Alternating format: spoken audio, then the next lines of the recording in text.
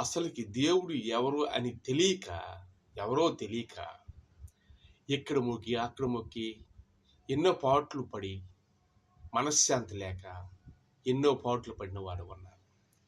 ఎంత మొక్కినా ఒకేవరకే ముట్లా అన్నట్లు బాధపడిపోయి చాలామంది ఉన్నారు. ఎంత పూజలు చేసి, ఎన్ని ప్రార్థనలు చేసి, ఎన్ని విధానంగా నడుస్తున్న వాళ్ళకే కష్టాలు ఎక్కువ కనపడుతున్నాయి.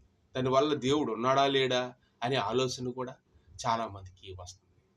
అయితే ఇక్కడ ఏంటంటే, యేసు ప్రభు కాలం అప్పుడు మతము అంటే మార్గము.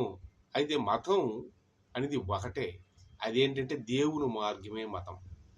మొట్టమొదట ఏ మతం ఉంది అంటే, ఆది కాండంలో మొదట్లో చూసుకుంటే భూమి నిరాకారంగా ఉండును, శూన్యంగా ఉండును, అగాధ జన్మల పైన దేవుని ఆత్మ అల్లాడుచున్నది అని ఉంది.